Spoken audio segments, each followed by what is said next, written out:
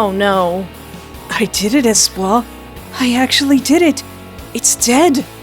By it, you better not mean Tenebris. The way his voice trembles and the twitches in his face make the hairs on your body stand on end. Keith? Keith, what have you done? Keith, I don't like it when you look like that. You look sick, though. You look hot. Hello and welcome to my YouTube channel. I am Espoir David, and I played the demo for this game a while ago a couple of times, but I think there have been a lot of updates since I played it. Notably, I think I missed Day 4 completely, and today Day 5 has been released. But it's been like 2 years since I've played this, so despite the wishes of editor Espoir in the future, I'm gonna start it from the beginning. Because I figured not a lot of people probably have seen my old playthrough and probably won't know what's happening if I jump right into Day 4. Even I don't remember a lot of what happened. But this will be up to the Day 5 update of Duality.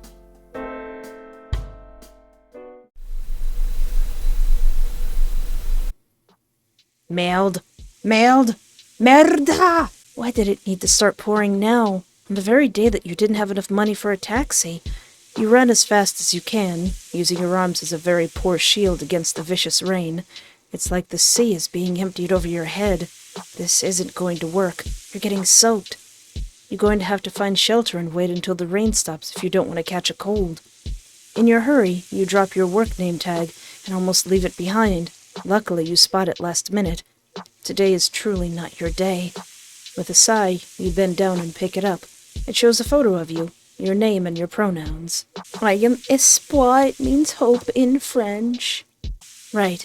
You stuff it back inside your pocket and continue your search for shelter.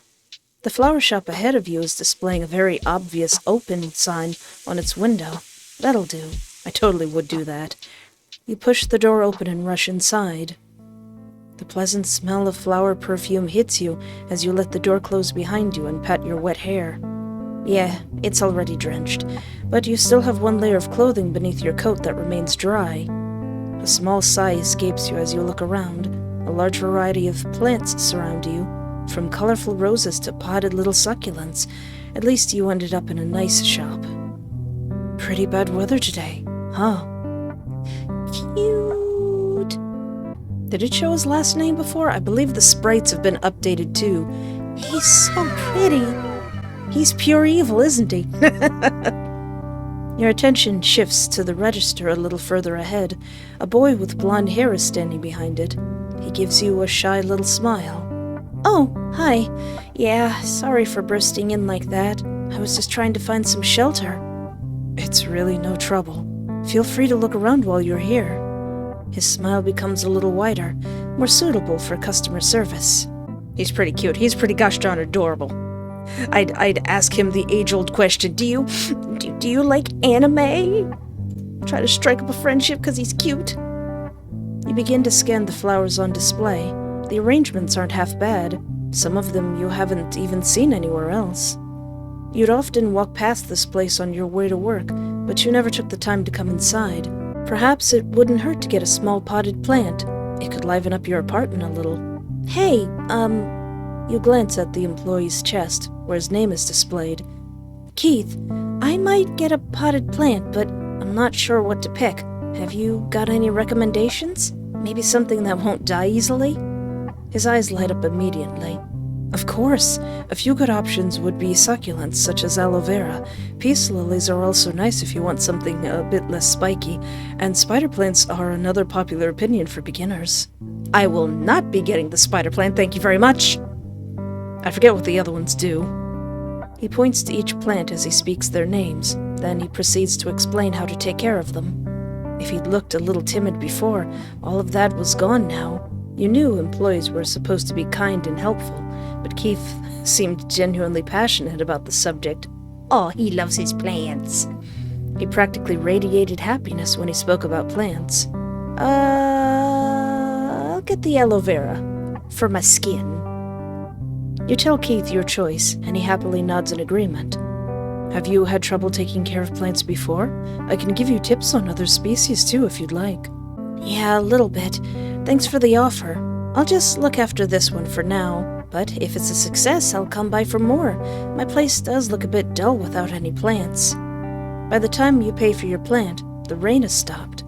Keith hands you your new plant, and you're about to turn and leave. Hey, can I get your number? Tee. Before you do so, you decide you could try your luck with this cute florist. Hey, this might sound kinda sudden, but don't feel pressure to agree or anything. Could I have your number? A small blush spreads across his cheeks. It makes him look even more adorable. Oh, I'm flattered. His expression turns from flustered to sad as he avoids your gaze. Don't take this the wrong way. I think you're good-looking, and you seem like a nice person. But having my number wouldn't be a very good idea. That's a very weird way to reject someone. It's a little disheartening, but you don't want to pressure him. Ah, that's fine then. Thanks for the help with the plant, and have a nice day. You offer a smile to let him know you weren't mad and wouldn't hold a grudge. The timid smile from before returns to his face. You too. You don't waste any more time, in case the rain starts again. Better head home fast. As you exit the shop, you suddenly feel a chill spread through your body. Is it because your hair got soaked? No. You feel odd. Through the shop's window, you see Keith. He's staring right back at you. But something about him is different from before. His smile isn't there, and his eyes look off somehow. Maybe you're just imagining things. It's a little far to properly see his expression.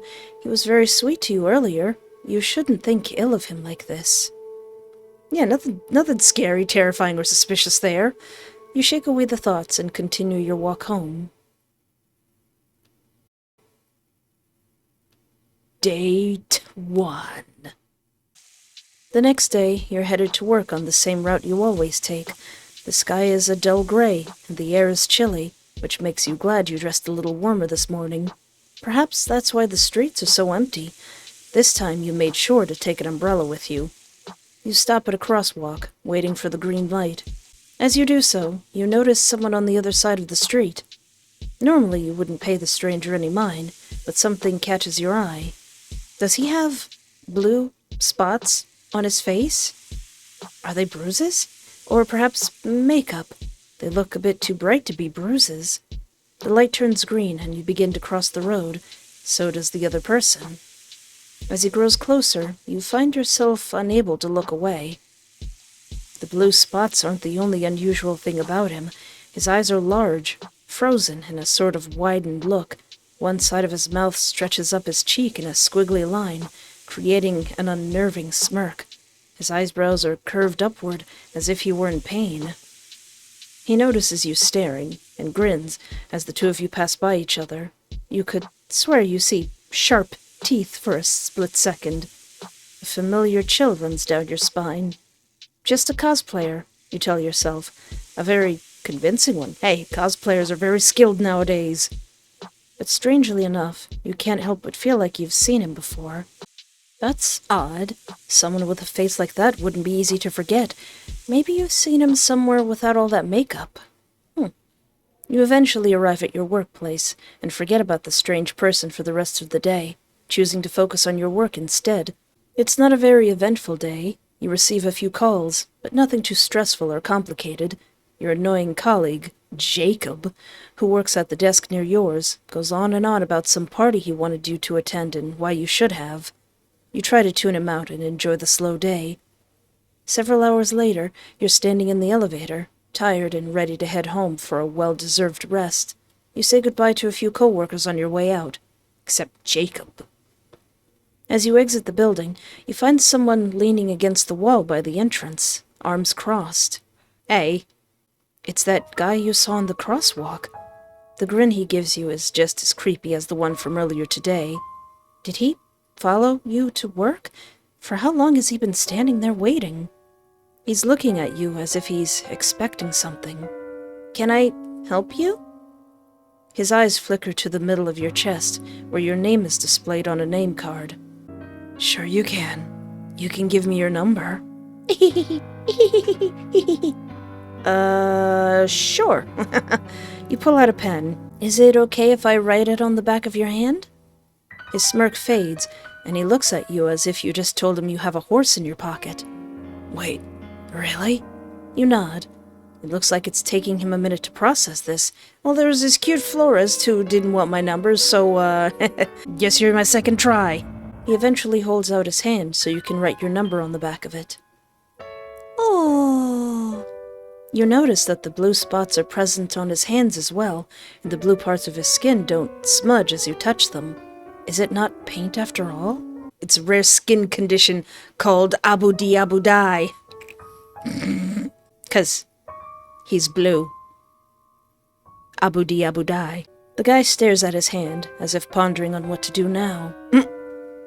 You just did it so I'd leave you be, didn't you? Well, actually, I find you weirdly attractive. Tee, I think you look cool. Your boldness only stuns him further. Since it doesn't seem like there'll be further interaction between the two of you, you leave him to his disbelief and continue your walk home. You get home and unlock your door. The apartment is just as you left it, except for one small detail. You notice a slight breeze as you take off your coat. That's odd. All of the windows are supposed to be closed. A knot forms in your throat as you begin to look around, stepping carefully in case something might jump out at you from the darkness. I just grab the machete that's behind my door and prepare to kill. As you turn the corner, dread spreads through your body. The light in your kitchen is on, and the door is cracked open. You consider grabbing a weapon, but you don't really own anything that could serve as such, other than the knives in the kitchen, that is. I can get creative. A part of you tells you that you might have forgotten to turn off the light when you left. Don't panic just yet. You begin to take a few more careful steps towards the kitchen and cautiously push the door open further. If anybody's in here, they better not be, or they're not going to be happy. You find him there, the man who asked for your number, leaning against the counter, casually inspecting his nails. The window is wide open. Listen, you and your Abu Dai. There's something different about him this time. His entire skin has become blue, and the squiggly lines now stretch from both sides of his mouth. The dark blue eyes have become purple. Welcome home, Espoir. There's something incredibly deranged in his gaze. He pushes himself off the counter. You're about to take a step back, but you barely manage to move your foot before the guy is suddenly right in front of you. Ah! Is he, like, really fast? Oh, wait, is this the bad ending? He slams you against the wall, pinning you in place. His entire face is twitching horribly. You like me, right? You said so. There's so much excitement in his voice. But you also like him. What are you talking about? Let go. You try to struggle. His grip tightens. It's hurting you. It's not fair, Espoir. You even know his name. You never bothered to ask mine. Twitch. Why did you ask for his number and then gave me yours? Are you some kind of player? No. You're cut off by his frustrated groan. He won't shut up. He won't shut up. He clenches his teeth as his hands press harder against your shoulders. It hurts really bad. If he keeps this up, he's going to break your shoulders. Twitch. His face begins to change. The eyes shrink down. The mouth reverts to a normal shape. The skin turns rosy. You're shocked to see the florist you met yesterday take the place of the thing from before. Keith? Oh no! What an odd turn of events! Keith looks almost giddy. His smile is no less deranged than that of the blue-skinned guy. He lets out a giggle, one that sends shivers through your entire body. You don't feel any less threatened. You don't mind this, Espoir, do you? We've waited so long for someone like you. You can't tell what's happening right now. Is it some kind of nightmare? What you're witnessing shouldn't be possible in reality.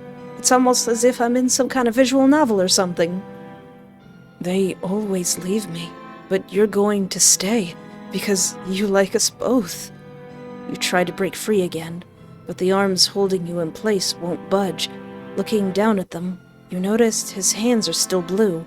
It has Keith's face, but that thing from before is still holding you in place. What do you want? Stay with me. Twitch! One side of his mouth begins to stretch again. It goes up and up until it stops right below his eye. Blue spot starts to reappear, like bruises left by invisible punches. Stay with me. The right eye is widening again. Boys, we can make this work. I told you we can make this work. You're not sure which one is talking anymore. Stay with us. The voice has become uneven. At parts you can hear Keith's voice, and somewhere at the back, and once every 2 words, the other one joins in. We'll be so happy together, we will never leave each other's side. Your legs are turning into mush. You want to scream, but no sound is coming out.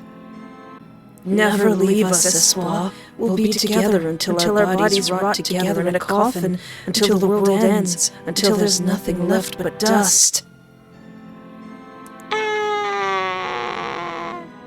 They laugh and pant, leaning in close to your face.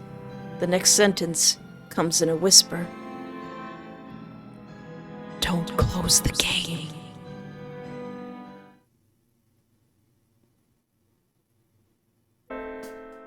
Well, nuts. We could make this work, guys, but I guess that's not the way to do it. Alright, so I guess I can't middle ground it yet. I guess we can't have our poly route just yet, so I'm gonna try to go straight for Keith. So, sorry, Tenebris, I do not want your number. Sorry, but I'm gonna have to say no. You hurry past him, hoping he won't follow. It doesn't seem like he does. There's no sign of him for the rest of the way. Is he, like, super fast? You start to back away as fear sprouts in your chest. How did he get in? And so fast, too. You could have sworn you left him behind. What are you doing in my apartment? You better be making me a sandwich! Just thought I'd say hi and introduce myself. You didn't really give me a chance, you know. It was kinda cold. Your back hits the wall, and you begin to feel around for the door opening. The intruder looks amused by your panic. Am I that scary looking? Don't worry, I won't do anything, as long as you don't provoke me. The name's Tenebris. He pushes himself away from the counter and begins to move towards you. Stay back! Tenebris stops and frowns. You initially think it's thanks to your warning, but he then brings a hand to his head and lets out a slight groan. For fluff's sake! Not now! He holds his head in his hands and digs his fingers into his hair. Go away! You're not sure if he's talking to you or if he's just insane. Maybe both. You're about to take the opportunity to flee, but the sight before you keeps you in place. His appearance begins to change. The blue skin turns rosy. The squiggly lines revert back into a normal-shaped mouth, and the eyes shrink down. Oh.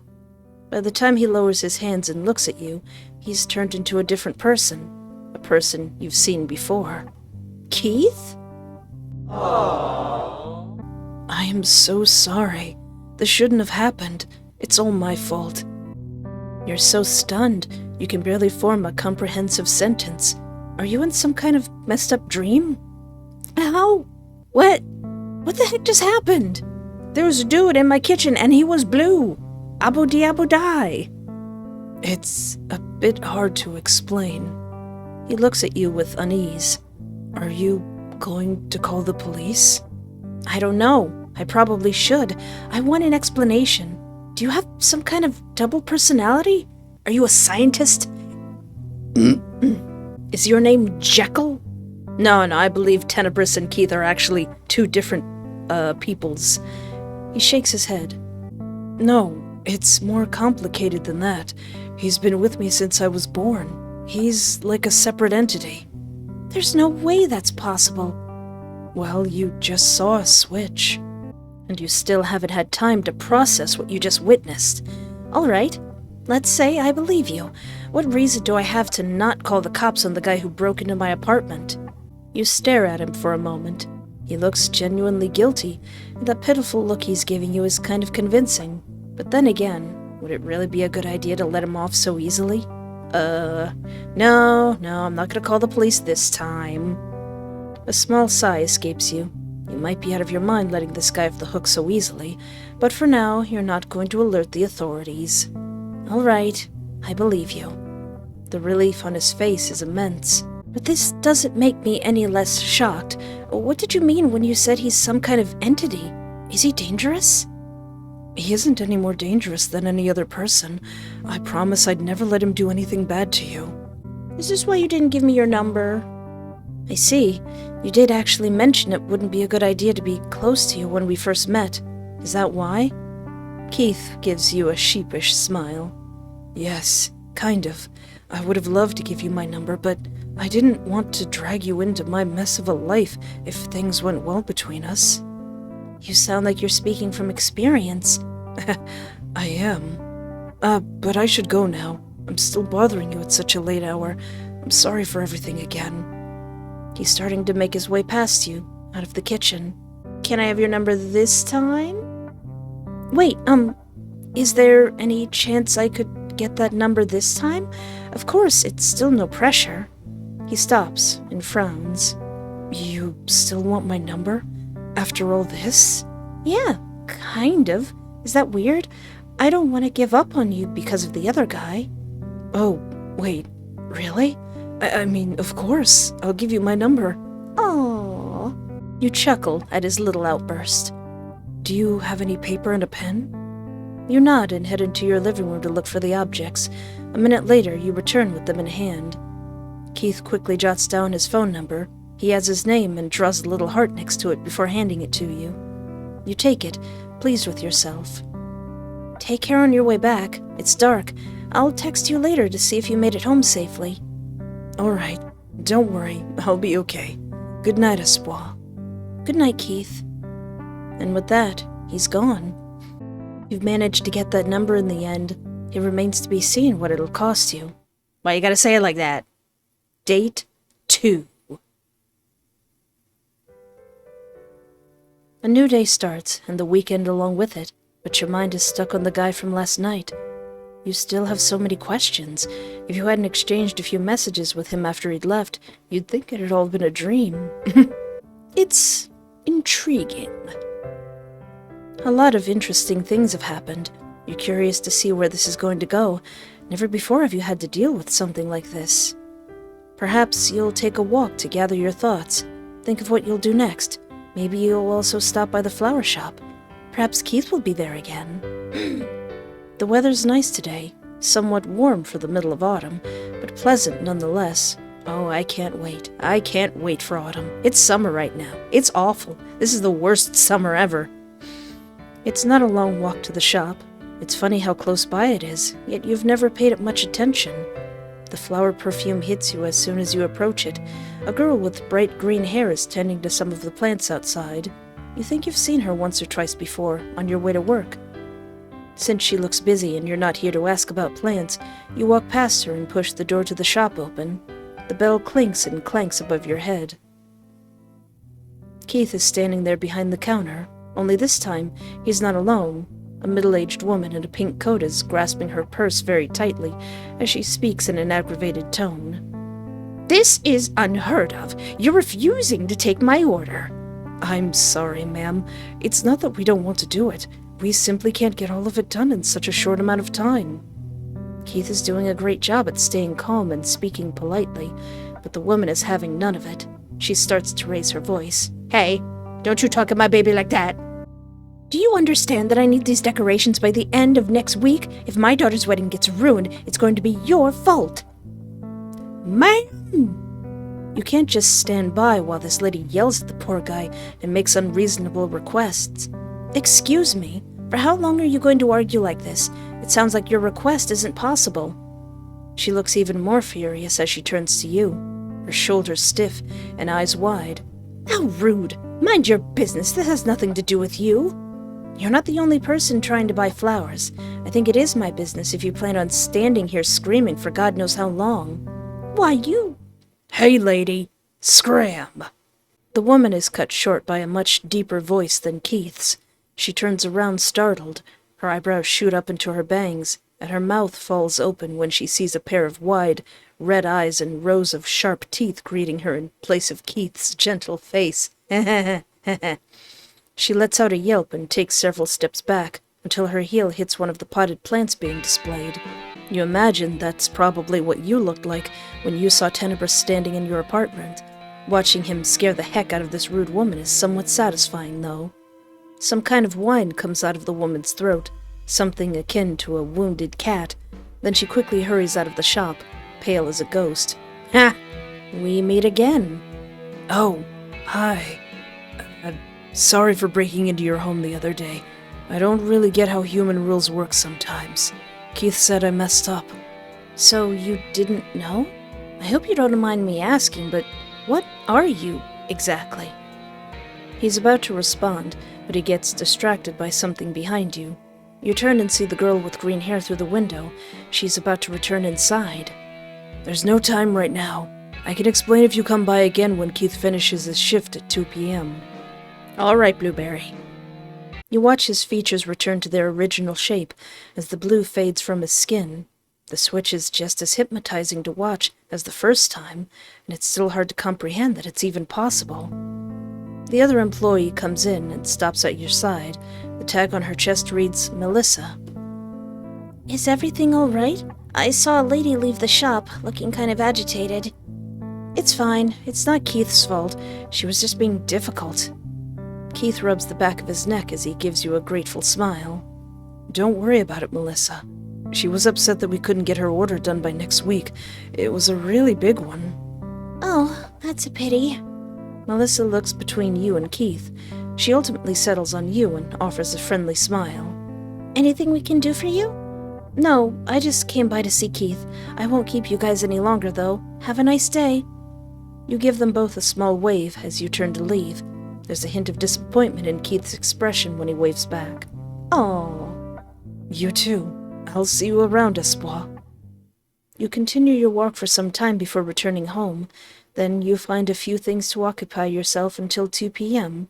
You're curious about what Tenebris is going to tell you. Give me that lore. Hours later, you're standing in front of the shop again. Keith is no longer there. Neither is Tenebris. You ask Melissa, the girl from before, whether he finished his shift. She tells you that he did, and that he said he'd be back to meet you in a few minutes. So you wait, and luckily not for long. You hear footsteps approaching fast. Tenebris takes a sharp turn around the corner, nearly falling over in the process. He slows down when he sees you, and comes to a stop to catch his breath. Sorry for making you wait. I ran home to change clothes. I can't stand Keith's. They're always so tight and uncomfortable. Right. Sharing a body with someone else must create problems of this sort. It's fine. You can just text me next time. You have my number, after all. Oh, right. I've, never had someone to text or call before. Kind of forgot phones could also do that. But anyway, you're here for an explanation. You wanna take a walk while I do it? There's a park nearby. All right. You know the park he's talking about. It's a well-maintained place, with long winding paths, right by the edge of the forest. It's likely a little crowded on a Saturday afternoon, though. It doesn't take long to reach it, and once you've chosen a path to walk down, Tenebris begins to fidget nervously with his hands. You don't try to urge him to speak, and instead, you let him take his time. The scenery is nice, at least. Bright yellow, orange, red, and brown leaves decorate the ground. Couples and families chat as they stroll about. Someone's playing catch with their dog. Your attention snaps back to Tenebris when he clears his throat. I'm guessing you've heard legends about kids being stolen from their parents and replaced with something else? Something from the forest. I think I have. And them's changelings. I'm something like that. A changeling. A fae, whatever you guys call us. We're close to nature and we don't usually get along with humans. Us changelings often integrate among you, though, by taking your forms. I was supposed to kill my host from the inside at birth and take over the body. It's kinda how I would have become a full changeling, but I failed. Now we're stuck together. You listen quietly, taking in this new information. A changeling. It does make sense, seeing how he can change the way his body looks, but as far as you remember, the Fae aren't something you should be messing with. Your eyes wander to the edge of the forest, beyond a metal fence ahead of you. After all that you've witnessed, it's a tad late to still consider it impossible. It's beginning to feel like you've entered a fairy tale. Why did you fail? Is that common? It's not common. It's a 1 in a million occurrence. Normally, the human stands no chance, but Keith was different. He has a strong mind. You're beginning to make yourself accept that you're speaking to a supernatural entity. The Fae are known for being unreliable tricksters. How do I know you weren't a threat to me? You could ask me. We can't lie. You hesitate before settling on a question. Are you going to harm me? As long as you don't give me a reason to protect myself or Keith from you, I have no intention of hurting you. You nod. You can't consider it a guarantee, but at least it's something. So since I'm going full Keith this time, full Keith, you're even more cautious of him now. Even if he says he can't lie, how do you know that's true? This is the first time you've interacted with such a creature. He's definitely dangerous. You're going to keep an eye on him whenever he's around. The Fae aren't to be underestimated, especially one as deceiving as a changeling. The two of you now walk in silence. Tenebris is rubbing the back of his neck as he looks around. He's trying to avoid looking at you. What's wrong? Nothing. I just didn't expect to get this far. I thought you'd laugh at me or call me a liar or run away. I watched you and Keith switch places right before my eyes, and I'm currently talking to a blue person. I don't think there's room for skepticism anymore. You sure seem to be taking it well, though. I'm glad. A smile creeps onto your lips. You won't get rid of me so easily. Get rid of you? I wasn't trying to. Your joke didn't land, apparently. I was joking. My bad then. Still not really used to human language. The awkward silence returns.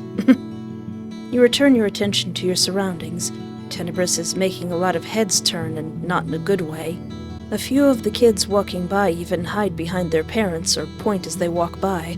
The adults mostly try to hush them, perhaps assuming he's wearing a costume, the same way you did the first time. Tenebris isn't taking all of this attention very well. He's frowning at the ground, hands stuffed in his pockets. His frown deepens with every new, "Mommy, why is that guy blue? He has a skin condition called Abu Di. I'd forgotten there's a lot of people at the park during the daytime. Are you more used to coming here at night? Yeah, I usually go out at night in general. Today's special, I guess. You switch with Keith. Switch with Keith. Why don't you switch with Keith? Since you're done explaining and the crowd seems to be stressing you out. He looks like he's contemplating it for a moment, but his frown only deepens. I don't wanna. I rarely get time outside the body. He's been out all day. You get the feeling you've struck a nerve. I'm sorry. I'm sorry. I just wanted to help. His expression softens. It's fine. Sorry for snapping. I should probably just go home.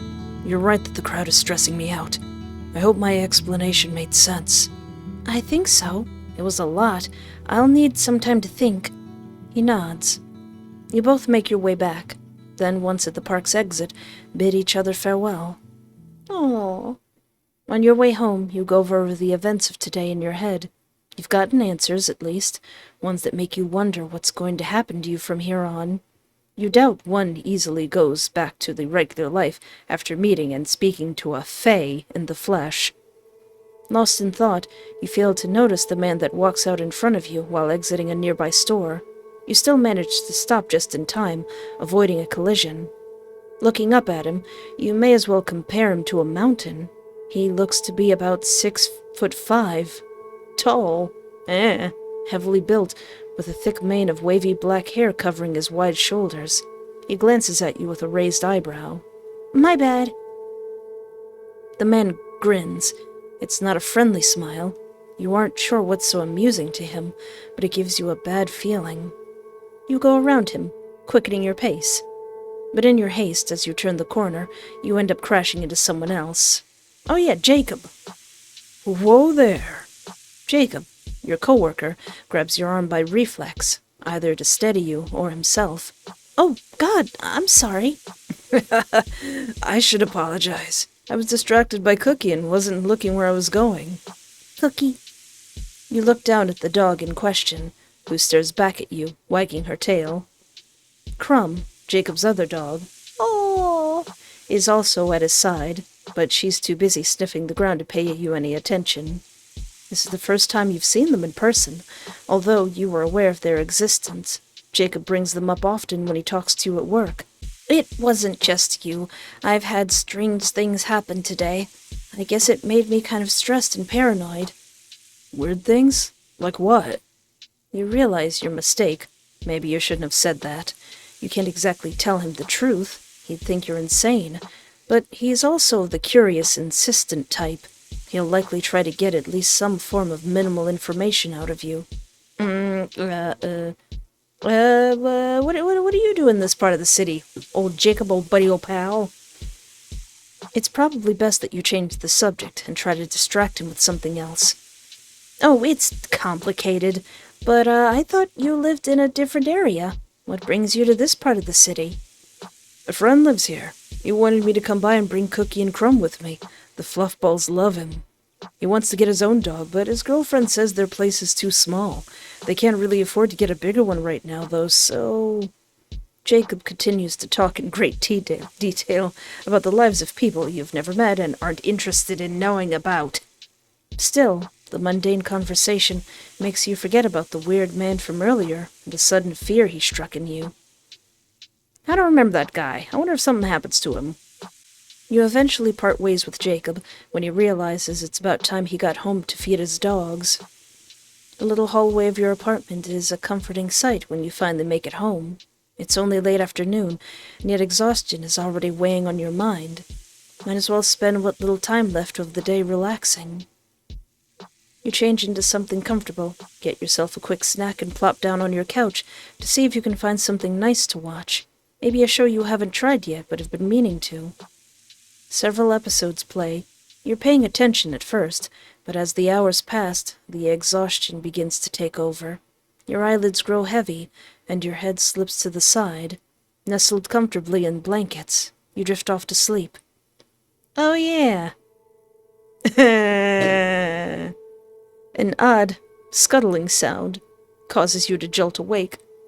The room is now dark. You can't even tell whether your eyes are open at first. When did you turn off the TV? In your state of half-asleep confusion, you can't tell whether the sound you heard was real. Groggily, you force yourself to sit up on the couch and squint as you feel around for your phone. Then comes the scuttling sound again. You freeze. It wasn't in your imagination. It's coming from the corner of the room. Slowly, you turn your head. You don't see anything out of the ordinary. The plant you got from the flower shop is sitting there, undisturbed. Yeah, this is the part where I did not want to get the spider plant. Something touches your shoulder. You look around frantically. Where the heck did you leave your phone? This time, instead of shuffling, you hear a faint giggle. It makes the hair on your neck stand. Who's there? Somebody whispers. You can't tell where it's coming from. Everywhere? Nowhere? Pretty little human. Ugly little human. The gods have forsaken you. Hey! Shut up! The giggling gets louder and louder. You scramble off the couch and run to the light switch. The light turns on. Just throw that plant right in the trash! The voices stop. The room is empty. You now realize your heart is hammering in your chest.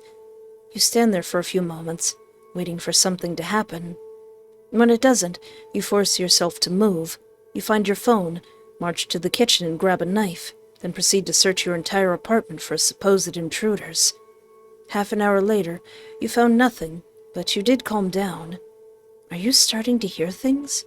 Is this the part where you go insane? We're trying to avoid that. Perhaps the encounters you had with Tenebris have left you more shaken than you thought. Yeah, a lot of odd things have happened lately, and your mind must be exhausted. At least, that's what you want to think. You'd rather not consider the alternative.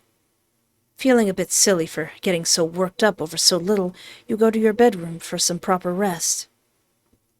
Luckily, nothing wakes you up until morning this time.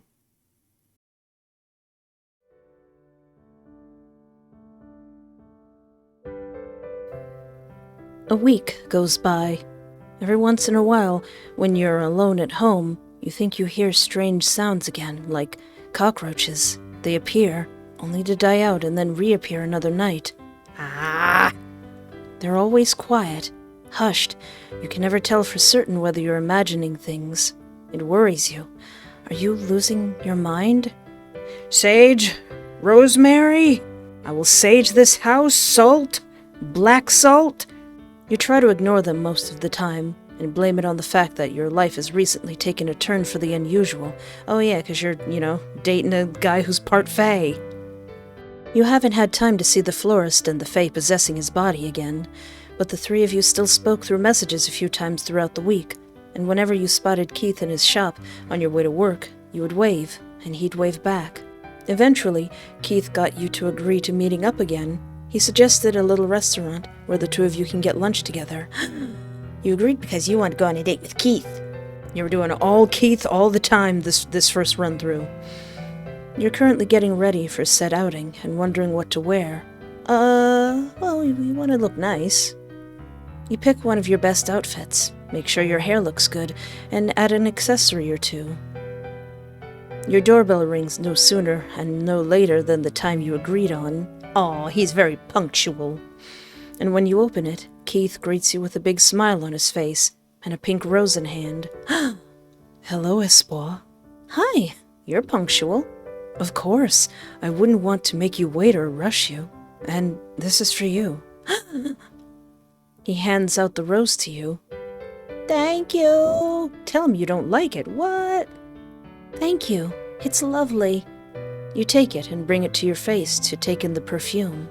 I'll put it in a vase and then we can go. It'll only take a minute. He nods. Once that's done, you lock your door and make your way out of the building, Keith at your side. The bus station isn't far. He makes small talk on the way. It's all going fine until you get on the bus and notice he keeps glancing at something behind you from time to time with this slightly irritated expression. You turn your head, but find nothing out of the ordinary other than people on the bus. Is something the matter? Someone kept... no, it's nothing. Are you sure? Yeah, don't worry about it. You shrug it off in the end.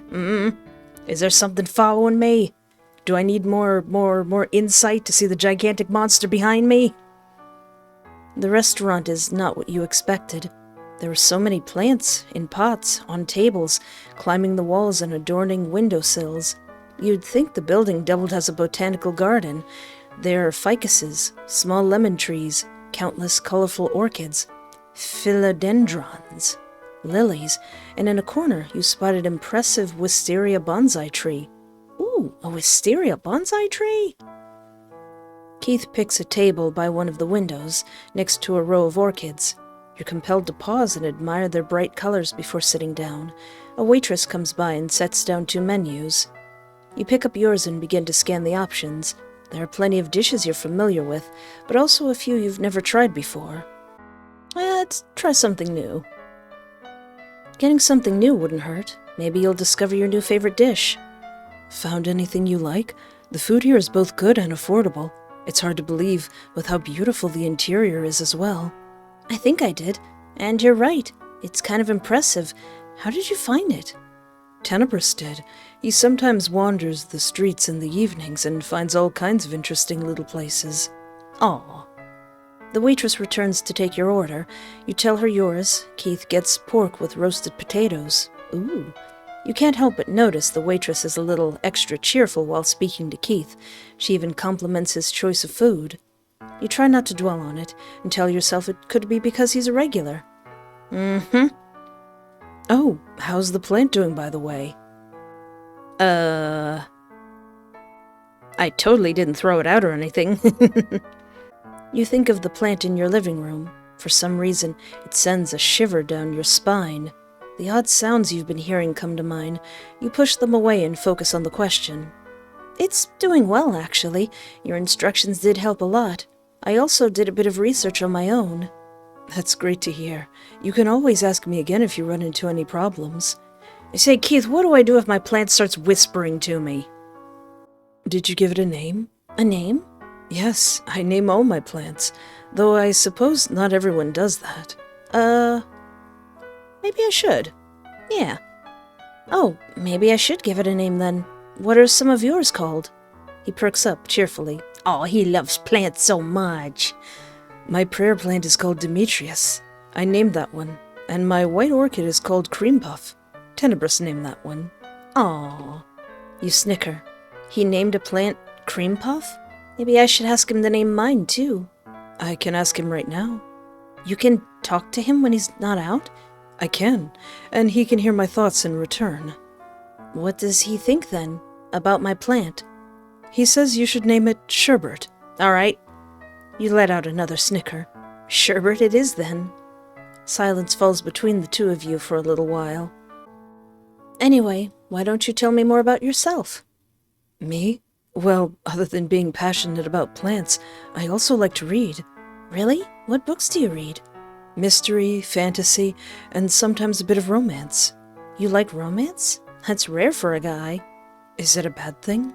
Not at all. It's just your preference. In fact, I think more men should read romance novels. You think so? I, actually read it quite a lot, but I didn't know how it'd come across. I'm not that judgmental. Sorry, I'm probably just used to being judged for it. I'm glad you aren't like that, though. What about you? Do you like reading? Yes, but I prefer playing visual novels instead of reading books. Yeah, that's true. Yeah. Oh, I haven't played any. What are your favorite ones about? You make a few short summaries of your favorite visual novels.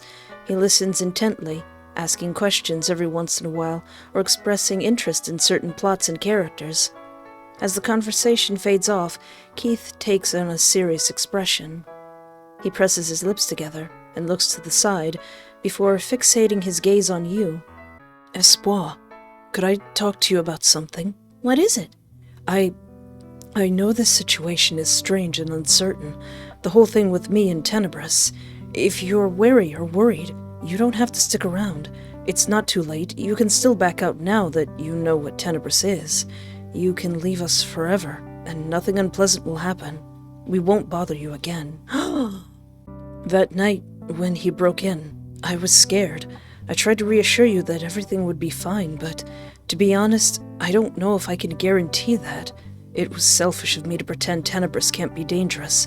I want to apologize. Hey, I'm not gonna back out now. No, I can handle it. I've decided I want to get to know you. Keith doesn't look as certain as you. Are you sure? I am. He sighs and runs a hand through his hair. Despite this, he's fighting back a smile. It's quite selfish of me that I was hoping you'd say that. I suppose I'll have no choice but to make sure you don't get hurt.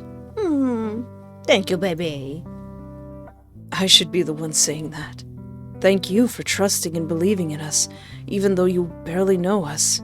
We'll try our best to become deserving of it. You smile at his resolve. You change back to a more carefree topic for a while. Until the food arrives, you both fall back into silence for some time as you dig in. I think the food's all right. It's not phenomenal, but it tastes decent. Do you like it? It's all right. Not exactly the way I usually like it. Oh, would you like to try mine? You eye his food. It does look good, objectively speaking. You expect him to just push his plate over, but instead, Keith stabs his fork into a potato and holds it in front of your face with a big smile on. Open wide. Eating off the same fork. You hesitate, but ultimately indulge him. It tastes good. It must show on your face that you enjoy it, because he immediately feeds you another. He seems to enjoy feeding you more than he was enjoying eating it himself. You have to stop him at one point and return to your meal, otherwise he may have slowly fed you his entire plate. At one point, in between bites, Keith leans against his palms and glances at the orchids by the window. Did you know that green orchids are seen as a symbol of good fortune? I didn't. You follow his gaze to the green orchid he's admiring. Do you know a lot about flower symbolism? I suppose you would, since you work at a flower shop. I work at a flower shop because I love plants, though. I've always found their language fascinating. What about the pink one? What does that symbolize? Generally, they can mean joy, gratitude, and admiration. They can be romantic, but in a gentler way. Not as intense as the red ones, but a single pink rose without thorns can also mean love at first sight. That's what you gave me. You gave me a pink rose. Oh, Keith. You don't remember if the rose had thorns or not, but from the way Keith looks at you, with shining eyes and a gentle smile, it may have not. You finish your food, and so does Keith. He then offers to pay for both orders himself. It's because he invited you, he tells you. It doesn't seem like he's going to budge on it, so you let him. When the waitress brings back the check and sets it in front of him, Keith blinks in surprise and picks out an extra piece of paper. Oh yeah. What's that? It's her number.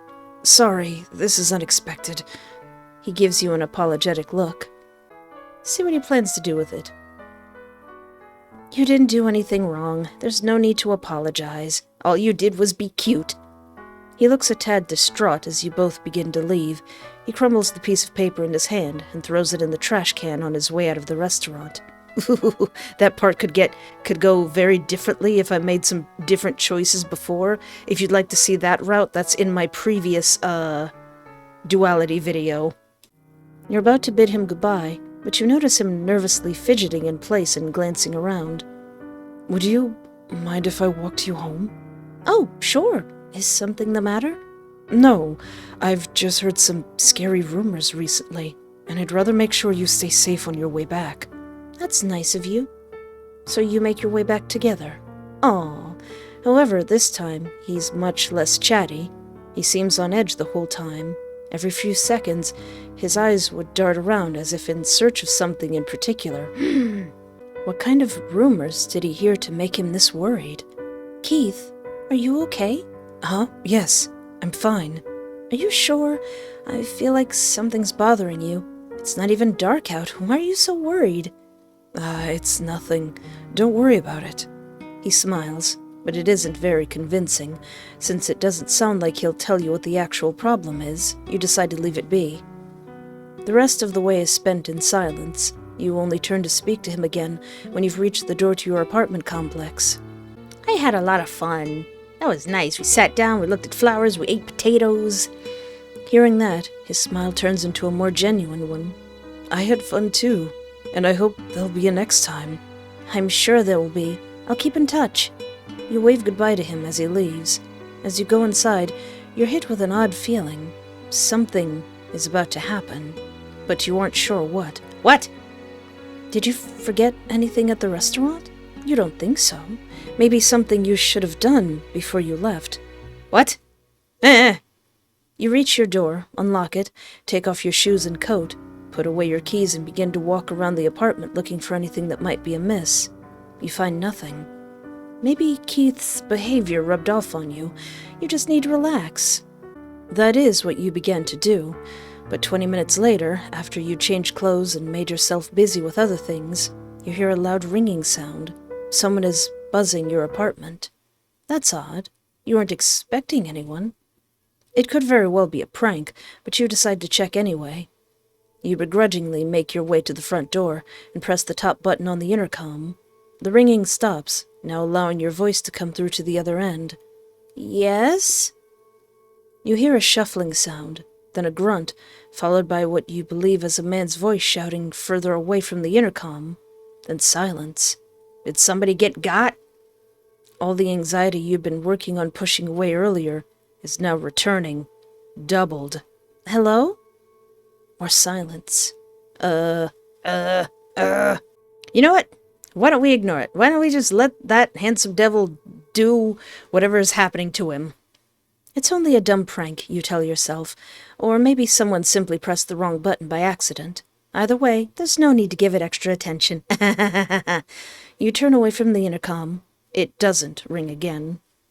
Eventually, the anxious feeling goes away. You do a few chores, eat dinner, take a shower. You forget about the man buzzing your apartment. Then, as you're about to start getting ready for bed, you hear a thud. What?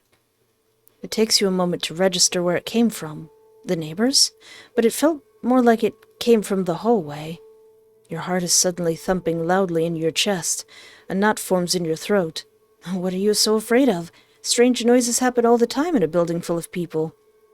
For the second time, you make your way into the hallway. You open the door and turn on the light.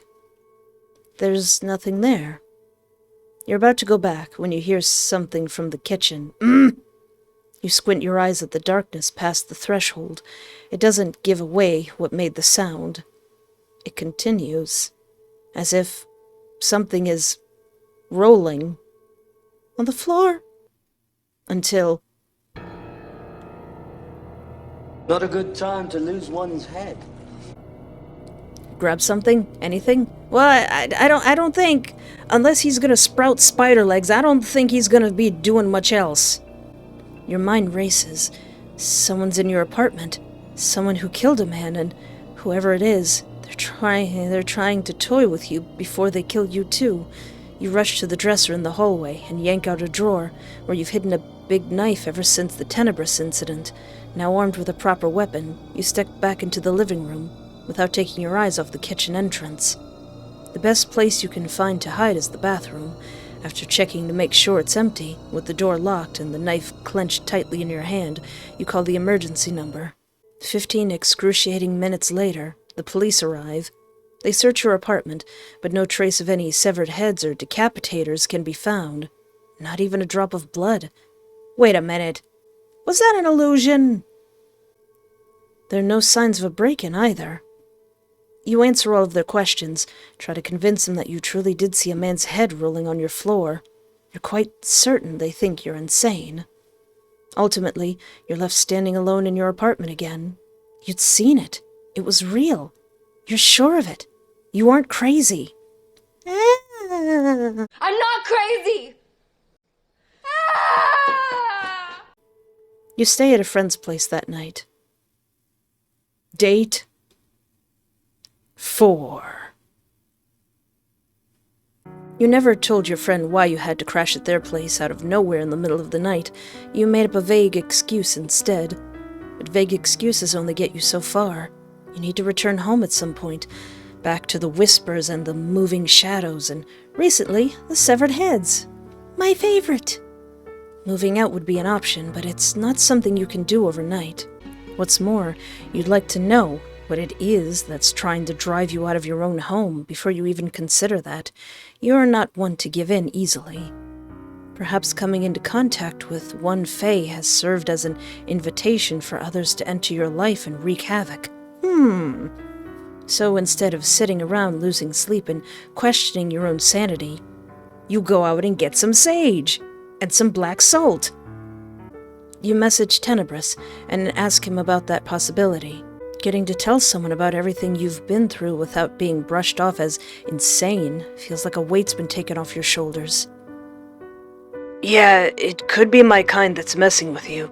Sorry, this is probably because of me. Oh. We have some stuff that could help. I'll take anything, really. That is what leads to Keith currently walking around your apartment with a big basket full of plants and charms. You follow in his wake, watching him curiously. What do I do when they wilt? They should have lost interest by then, but I can always bring you more. Garlands of St. John's wort hang on nearly every door in your apartment. A few flowers have been placed in a vase in your living room. Your little home now looks a bit livelier as a result. Will these really keep them out? They've kept them out of my home when they tried to bother me. Well, at least most of them. I'd like to believe you won't run into any of the scarier ones. And here. He hands you a brown little satchel, held closed by a red string. Oh. You open it to find it's full of pressed clovers. 4-leafed clovers. For seeing past glamours or fae that have turned themselves invisible. Use them one at a time, and don't let them know you've seen through their tricks. Thank you. I really hope this'll work. Last time I found a whole human head in my kitchen. I really hope that was a trick. Keith grimaces and tenses up before quickly turning away to fidget with more flowers. I'm sorry. It's our fault you're dealing with this. He repeats the same guilt-ridden words that Tenebris texted earlier. Oh. I don't mind. It's a bit thrilling, actually. I can now use all my knowledge of the Fae that I've collected ever since I was in middle school. Is it? I don't get supernatural creatures interested in me every day. Unfortunately for them, I already have my eye on someone. He gives you a small smile. But you said these helped you too. Does that mean the Fae were messing with you at some point? Oh, yeah, they were. Especially when I was younger. Being the very rare case that survived a changeling didn't sit well with them. They probably saw it as an affront. I'm sorry. That sounds rough. It was, but it's better now, at least. What about Tenebris? Does he get affected by all this? He does. He doesn't come out when we're near it, or near iron, though it's less effective with him than with full-fledged Fae. Full-fledged Fae. You hum with interest at this revelation. It's something to keep in mind when you're around Tenebris. Keep the baby away from any iron. He finishes making the last garland and hangs it on your bedroom door. That should be the last one. Feel free to text us if this doesn't work. I will. Thank you. I should go now. Still have some things to take care of, but Before he gets to continue, he winces and rubs his temple. Everything okay? We wanted to ask if you'd want to go out this weekend with one of us. The forest is nice this time of year. We could have a picnic, or you could do whatever Tenebris has planned, knife throwing or something. The last two sentences are said in a dismissive tone.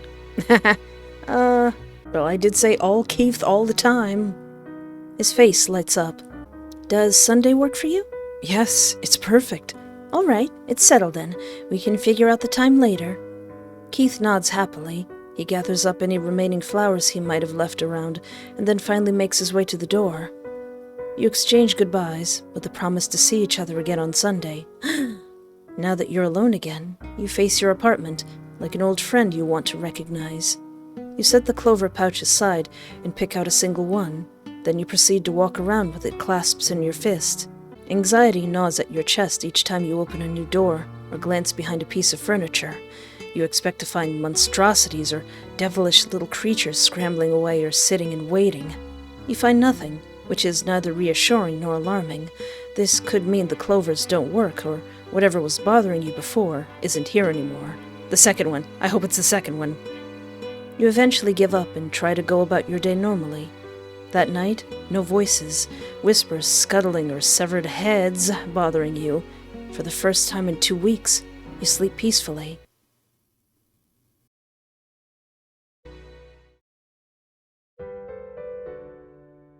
The weekend comes around, and with it your date with Keith. You've agreed to meet at the park, the closest spot to the forest edge. A little bouquet of dried St. John's wort hangs from your backpack, and a 4-leaf clover rests in your pocket. Whatever Fae may be residing in there, you've come prepared and determined to have a good time. Although you arrive early, Keith is already there, holding a big picnic basket. One of his usual cheerful smiles spreads over his features when he spots you. Hello, Espoir. Hey, have you been waiting long? No, just a few minutes. Also, he takes something out of the basket. It's a bouquet of camellias. Oh, which he holds out to you. You smile as you take it. Thank you. They're beautiful. I'm glad you like them. His gaze lingers on you as you stroke the petals with your fingers and bring the flowers close to your face to take in their gentle perfume, almost as pleasant as the way he looks at you. Shall we go? You nod after you find a safe spot for your present to be carried. Oh. He leads you down the sidewalk around the park until you reach the edge of the forest and continue on a dirt path. I've never been here before. You sometimes heard people calling it eerie, suffocating even, so you'd never felt compelled to come here. Do you like the forest? It's peaceful. I like it. It's nice. The dark and eerie gave you comfort, like old friends welcoming you home. Right? It's much quieter here than at the park, although I do prefer coming here with company. Otherwise it gets lonely. Do you visit often? Tenebris does. I don't come here much, but it's a nice location for a picnic.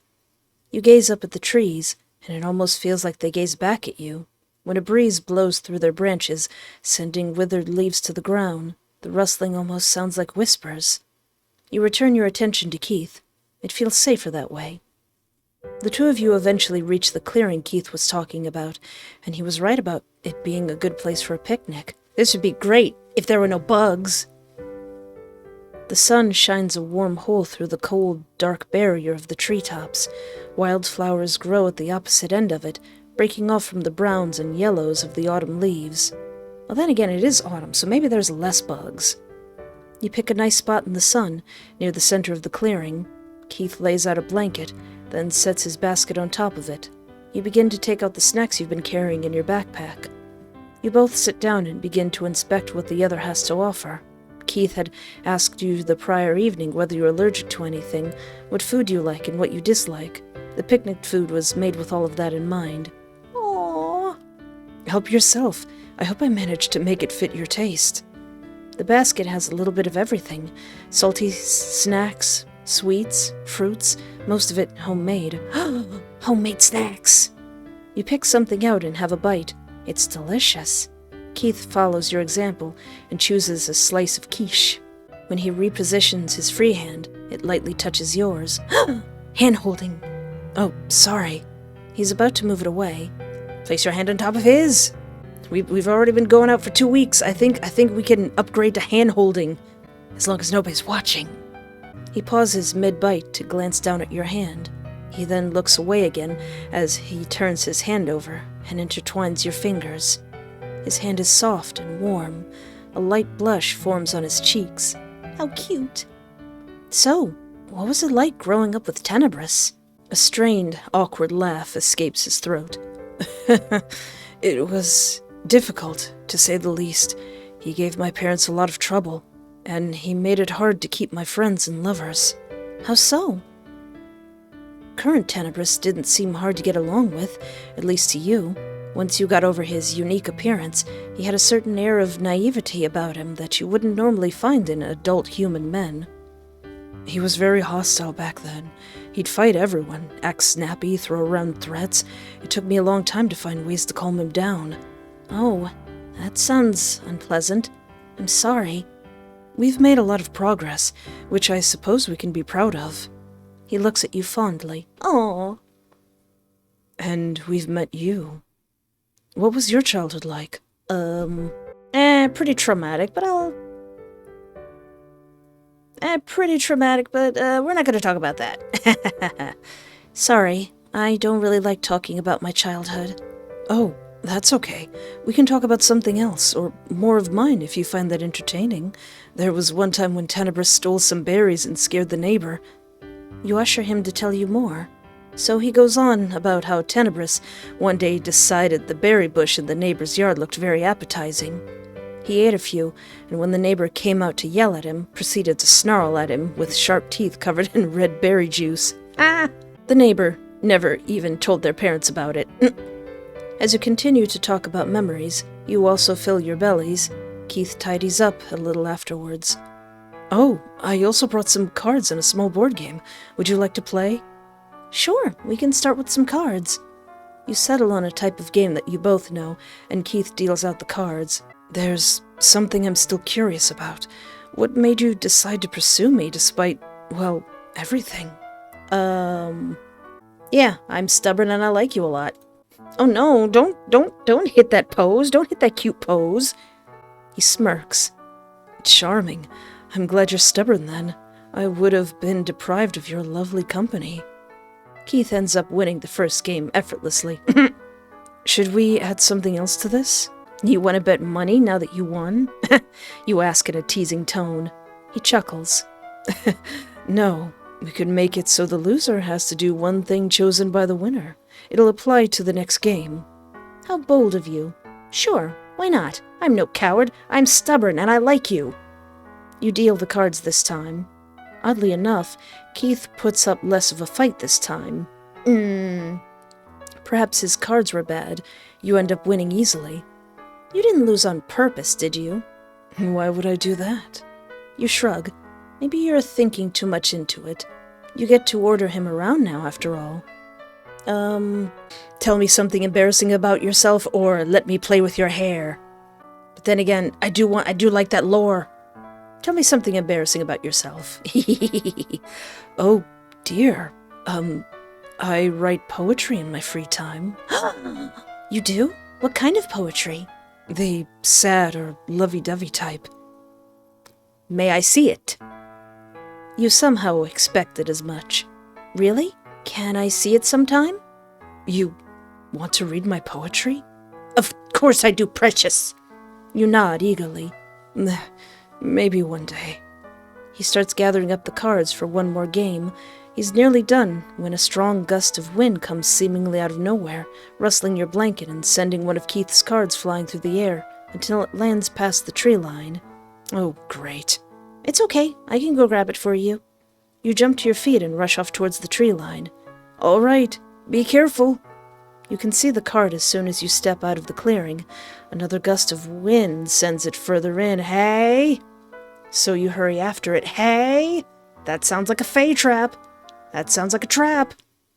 With a triumphant smile, you turn around to announce your success, only to be met with endless rows of trees and shrubberies where the clearing should have been. Ah, dang it! Confused, you trace your steps to look around. You could have sworn you'd only gone a few meters past the tree line. Cold wind hits your back, sending shivers through your body. You rub your arms and pat your pockets, but you've left your phone on the blanket with Keith. Start yelling! How is that even possible? The clearing was right there. How did you get lost? Do your best. Stay calm. Stay calm. Deep breaths. Now that you're away from the safety of the clearing, of Keith's company, away from the sunlight and back into the eerie darkness of the forest, you feel small, vulnerable. A mouse on a barren land, ready to be plucked by the eagle flying over its head.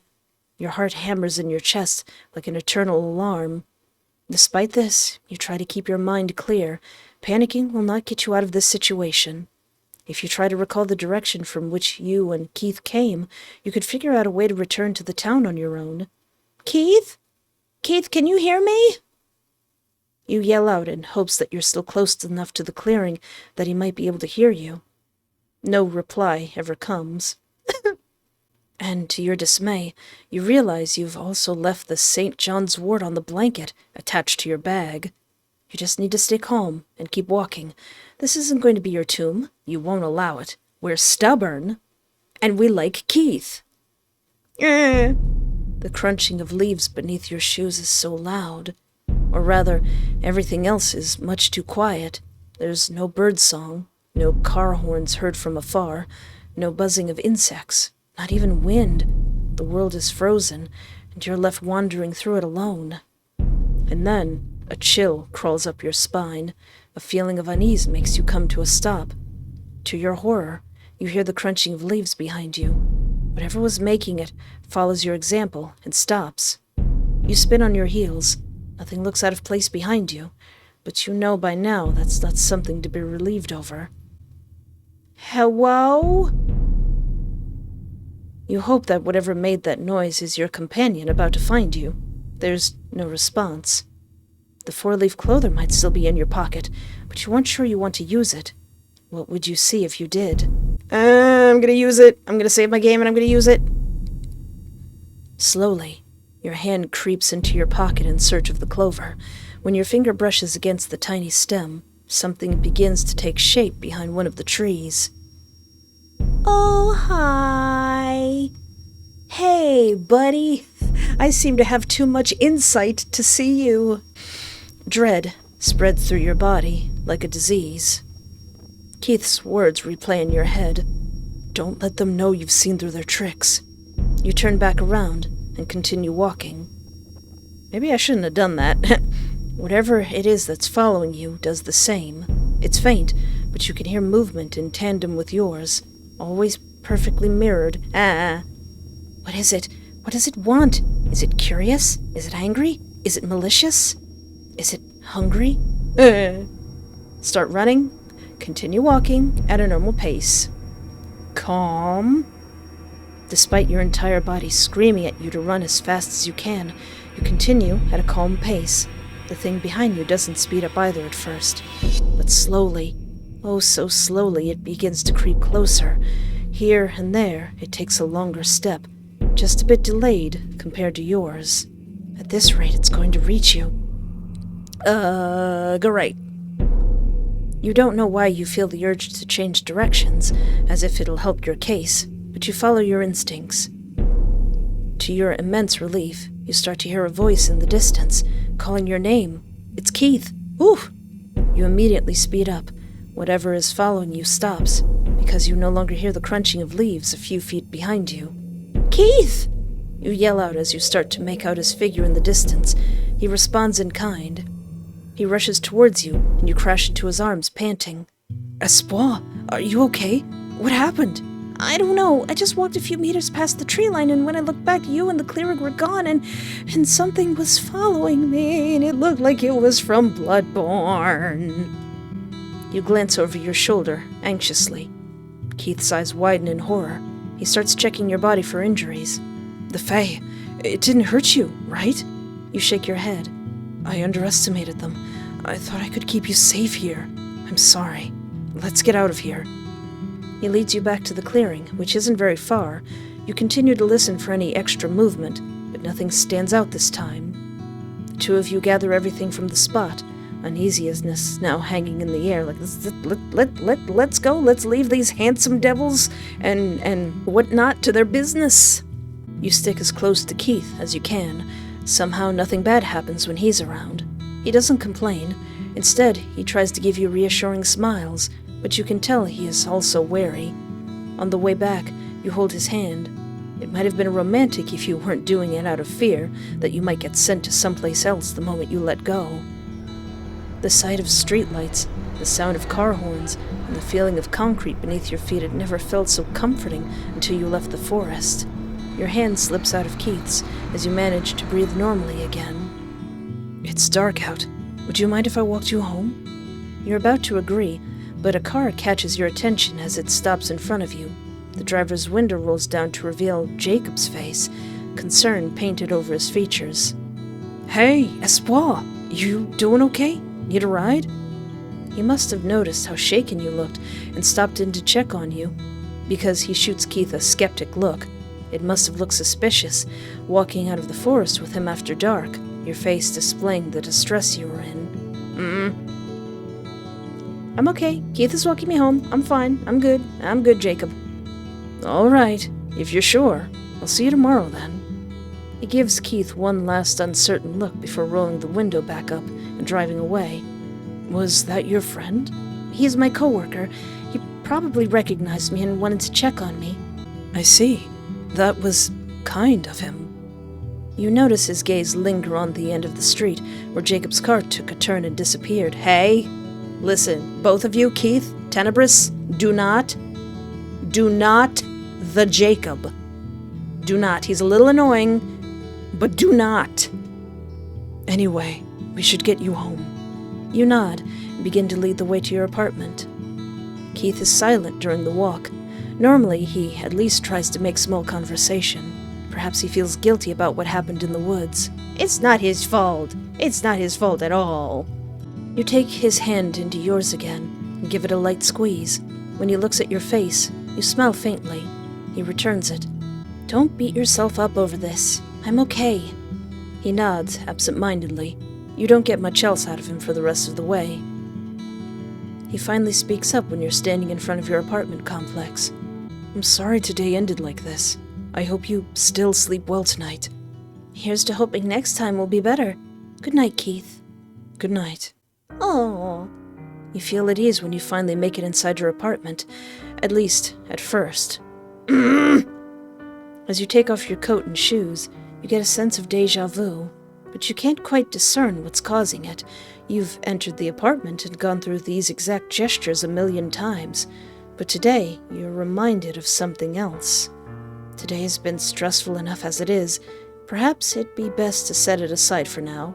You are tired, but you can't shake off the feeling. In fact, this very attempt at pushing it aside feels familiar. Yet, for whatever reason, it's hard to focus on the problem. You only feel an urge to escape it, like a sore muscle. You throw your bag from the trip on your couch, without bothering to empty its contents, and head to the bathroom. Perhaps after taking a warm shower and getting comfortable under your covers, you'll feel better.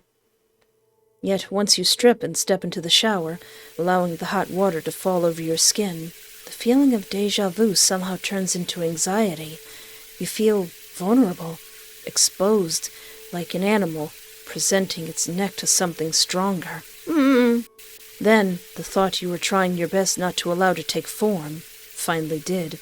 There better not be no blood-borne-looking thing popping up in my shower. Did it follow you home? It better not. I'm gonna put some sage directly down its throat. Despite the cocoon of warmth you've created in the shower, you shiver. Will there be something there, waiting for you, when you push the curtain aside? Better not be. If something creepy scary is outside my shower, I will scream so loud and totally lose my marbles. You don't know how long you spend in the shower over this partially unreasonable fear. You have no guarantee whatever may be waiting there won't simply get bored and reach for you inside the shower. But you can't muster the courage to move either. Eventually, you manage to calm yourself down, with many reassurances and attempts at reason, and with your breath held, you turn off the water and open the shower curtain. I'm ready. There's nothing there. Good. Good for them. Good. You feel like a child making up monsters to fear in the dead of night. A sigh escapes you. At least, there's the excuse that you've had to deal with real monsters for some time now. It's normal for one to get paranoid, you suppose. You dry yourself and slip into your pajamas. Hey. And yet, when you turn off the light... Something just banged next door and it gave me a frighten. And yet, when you turn off the light and crawl under the covers, something is still wrong. Something is watching you. The feeling crawls up your back like a centipede. You scan the room, all the dark corners and the odd shadows, eventually finding the bag of dried clovers sitting on your bedside table. But before you can reach out towards it, something stirs in the corner of your bedroom, causing you to snap your head in its direction. It's different from the things that tormented you in the past. This thing is bigger, and it carries a sense of disdain that you haven't felt before. Is it actually like Tenebris's actual mom or something? A deep, resentful voice whispers, "Selfish creature, you infect this world with your existence." Ma'am, sir, lady, they, them, and it? I'm just laying here. You feel the bed dip in two places. It's starting to crawl towards you. Your heart hammers in your chest. What do you want? Disappear. You grip your blanket tightly and shut your eyes, waiting to be ripped to shreds. Flirt aggressively with it. Flirt aggressively with it. Make it uncomfortable. Ask it what it's doing tonight and say that you hope that it's you. But before it happens, a noise comes from your window, like a hand being dragged over the glass. Your eyes shoot open. You can't see anything special there. Slowly, the extra weight removes itself from your bed, leaving you frightened and confused. The monster makes no other noises for the rest of the night. It doesn't speak, and it doesn't approach you again. Good. You're not even sure if it's still there, but you don't dare sleep or get up to leave. When the morning light enters your bedroom, you reach for the clovers and grip one tight within your palm as you scan the room. There's nothing to be found. Date 5. Warning, Date 5 contains flashing images and sudden loud noises. Turning down the volume is recommended. Thank you for telling me. A large part of your morning is a blur. You don't remember how you brushed your teeth or got dressed. At some point, you're simply ready and on your way to work. There were no signs of the Fae anywhere in your home this morning. You still aren't sure what caused it to leave. It was terrifying! Even if it's gone, this fact does little to release the tension in your body. Once you return there, once the sun sets once more, some new threat will leer its ugly head around the corner. It feels like no matter what you do, the supernatural refuses to let you catch a break. I'm dating Keith and Tenebris, and you can't stop me. Is it really only because of Tenebris? Walking down the street, you're in a daze of sorts. People passing you appear as faceless shadows. Your limbs feel weightless, your mind clouded by an unseen fog. Wait, am I actually asleep? You're in your office cubicle, sitting at your desk. You don't recall entering the building or sitting down. Morning, Espoir. Jacob sticks his head around the cubicle wall, energetic as always. Is there anything more insufferable than a morning person? Good morning. Your voice is hoarse. You rub your eyes, trying to chase away the fatigue. You don't look too good. It's Monday morning, Jacob.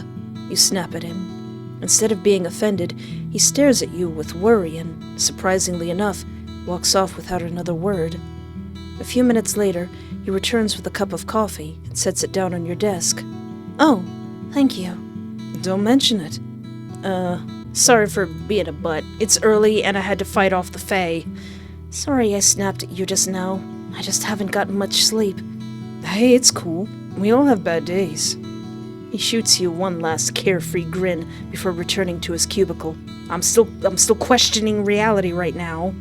The coffee is warm, and it returns some clarity to your mind, just enough to push yourself to focus on work. And yet, even as you fall into your usual flow, you can't shake off the feeling that today is simply not right. Jacob tries to improve your mood whenever he goes on break. He shows you pictures of his dogs and folds frogs out of paper. It's sweet. His attempts succeed a little for once. Perhaps he's finally realized what works on you and adjusts accordingly.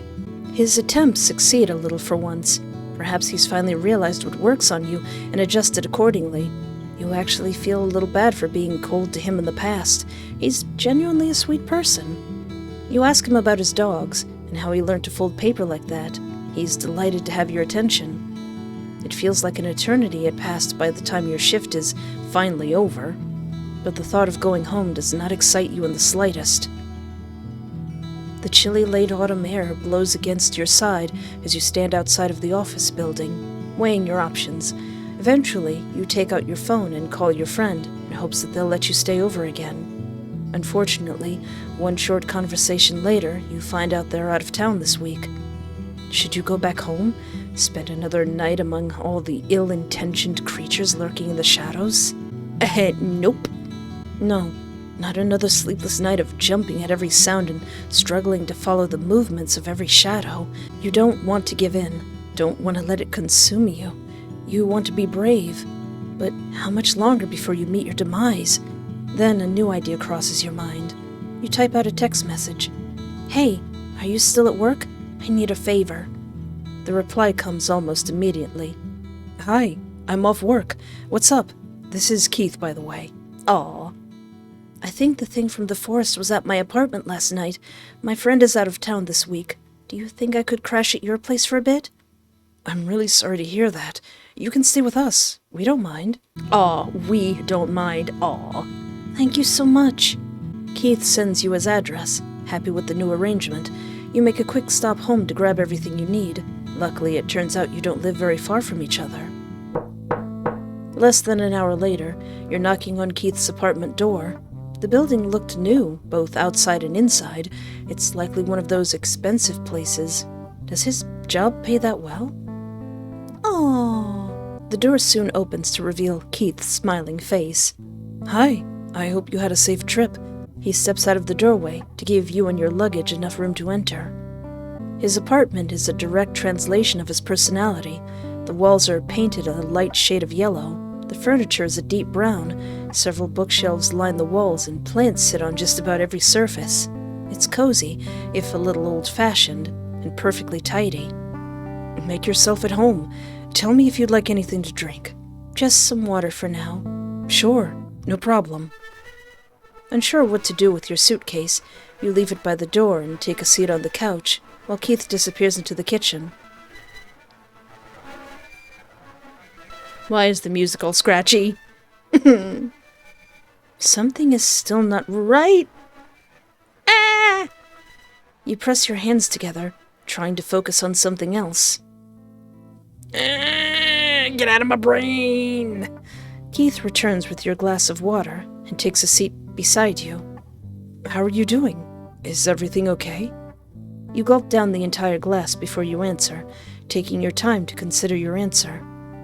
You know what, sweetheart, angel? No, it's not. No, I don't like this. It's been a lot. Simply admitting that to both him and yourself feels like a weight has been lifted off your shoulders. Confide in Keith. We're all Keith all the time. It wanted to hurt me. I don't know why it stopped, but I thought I was going to die. It sounded angry. Start crying? Rand, can I have a hug? You clench your fists to force the trembling to stop, but you don't manage to stop the long sigh that follows. Can I have a hug? Keith opens his arms to you. You're engulfed in the smell of flower perfume, old books, and pencil shavings. He's warm, and his shirt feels soft. It's a comforting haven. You stay like that for a while. He caresses your hair and rests his cheek on top of your head. It's going to be okay. We're not going to let it near you again. I promise. You're not alone anymore. His words soothe you, allowing you to finally relax. By the time you pull away, you feel much better. He manages an encouraging little smile. Tenebris says he's sorry his kind frightened you again, in a more violent way than how I phrased it. You can't help but laugh a bit at that. Tell him I said thank you. Hearing you laugh makes Keith visibly relax a little. I was going to make dinner. You can join me in the kitchen if you'd like, or maybe you'd like to get settled in while I do that. Yeah. Offer to help. Let me help with cooking. Oh, you really don't need to. You're a guest. I insist. You let me crash here after all. Well, all right. What would you like to eat? Actually, how about we make something you like for once? You always care more about what I enjoy. Me? But... No buts. What would you have made if I wasn't here? Yeah. He timidly rubs the back of his neck. I was going to make pasta. Are you sure that's okay? Positive. You stand up and usher him to show you to the kitchen. As expected, it matches the rest of the apartment. Tidy, yellow, and cozy. You'd think this was the home of a sweet little grandma rather than a young man possessed by a changeling. Keith begins to take out everything he needs for the Alfredo sauce. Butter, cream, grated Parmesan. Alfredo sauce. He puts you in charge of boiling the pasta. As you're looking through cupboards in search for the right pot, you notice a pink orchid by the window. Hey, you said you name your plants, right? What's this one called? Oh, that one... A blush spreads over his cheeks. Did he name it something goofy? Did you name it Espoir? What? You don't want to tell me? It's a little embarrassing. Why? Did you name it something like... You look back at the orchid again, and are suddenly hit with an odd sense of dread. There's something wrong with it. It looks like any other orchid, and yet you can't shake off the feeling that it doesn't belong here. What? Espoir? What's the matter? Where did you get that orchid? What? I just got it at a regular plant shop. Are you okay? You look frightened. You can't take your eyes off the flower. Your limbs become heavy. Your heart feels like a bulbous mass in your chest. It beats thunderous enough to shake your bones. It's hard to breathe. Espoir? It's not supposed to be here. It's not supposed to be here. It's not supposed to be here. It's not supposed to be here. Stop! Editor me, you put a flash warning before this, right? Snap out of it. Huh? What has happened? Did I just get haunted?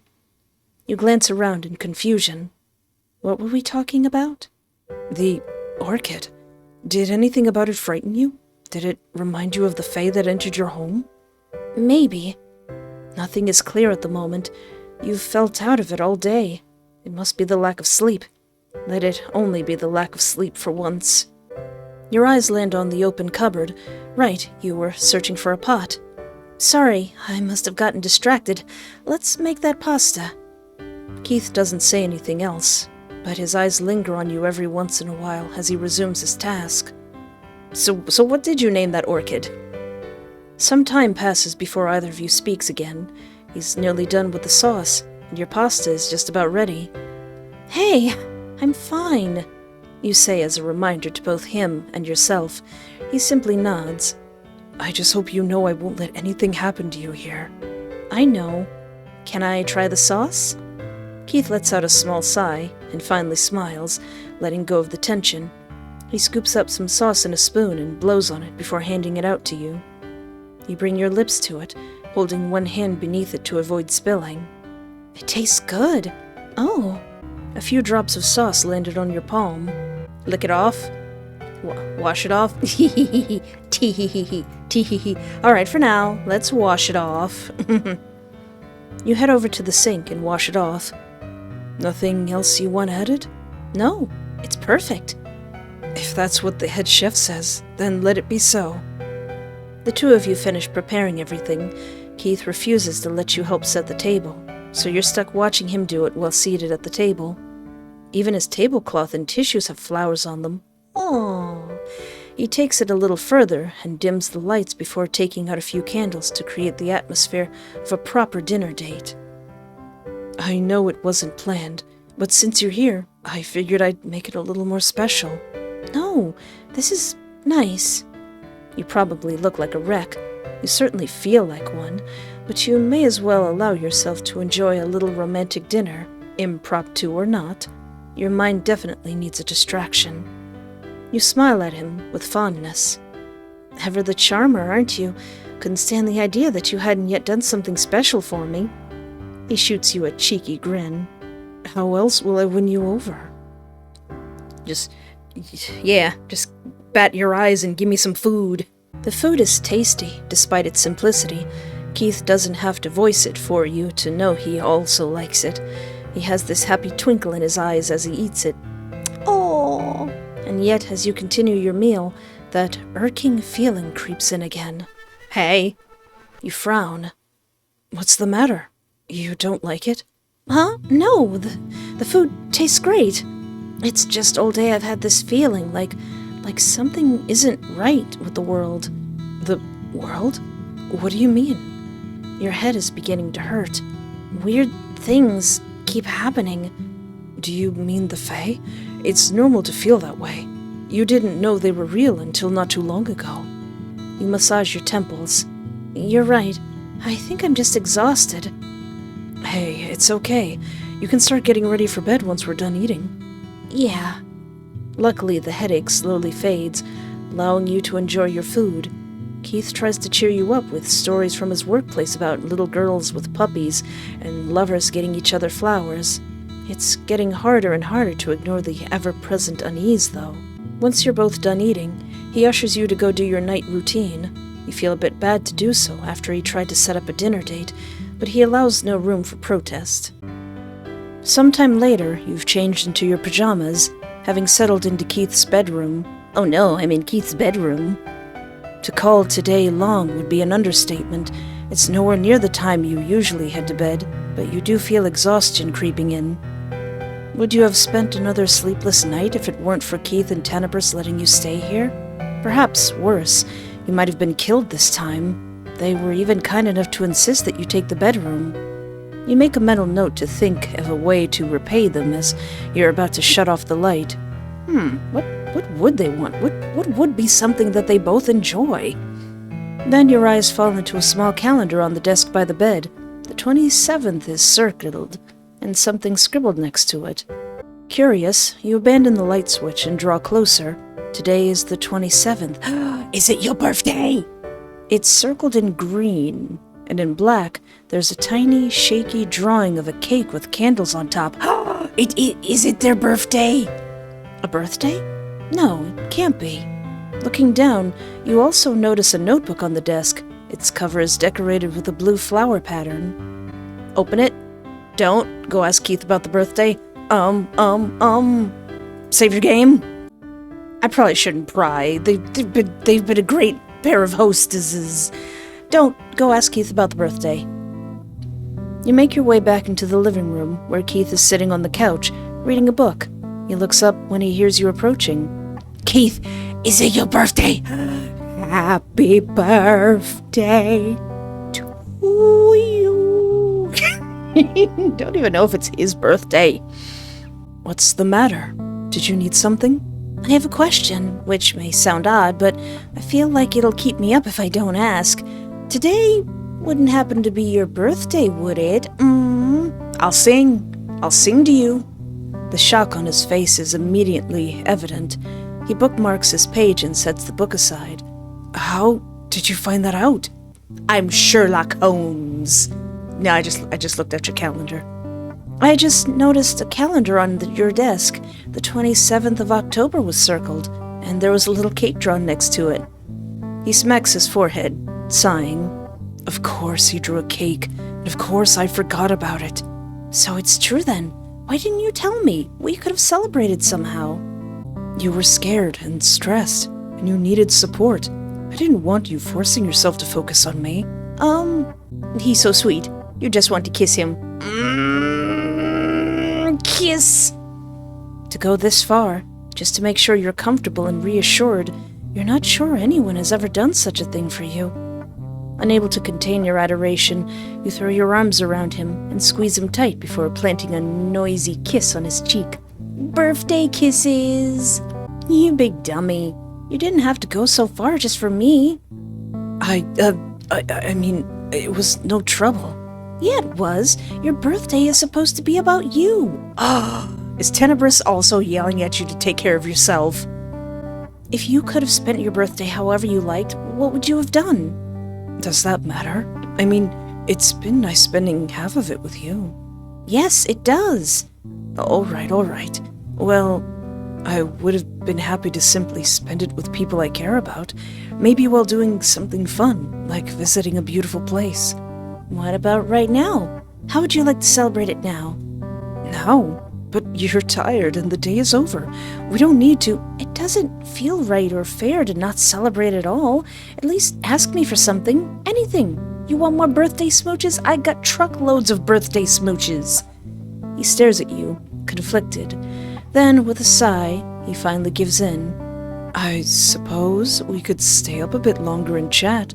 I would love to know more about you. We can do that, and I'm not letting you sleep on the couch. We're going to the bedroom. Before he can begin to protest, you grab him by the wrist and drag him towards the bedroom. Sit. Get comfy. I'm gonna get some popcorn. We're gonna turn on Utena. Actually, no Utena. We're gonna watch whatever anime you wanna watch. 'Cause it's your birthday. You climb in bed and pat the spot next to you, as if this is your room and not his. But you're a guest. Are you comfortable with it? Yes. Reluctantly, he does as you ask and joins you on the bed. Okay, now tell me what you want to know. As you both make yourselves comfortable, he throws all sorts of questions out about you. What's your favorite place to go when you want some quality time with yourself? My computer. Is there a hobby you've always wanted to try? Animating on my computer. If money wasn't a problem, is there someone you'd love to visit? My computer, just kidding. Japan. Then, gradually, they become more personal. If you could turn back time and erase an event from your past, what would it be? No, I can't really think of anything. I love my scars.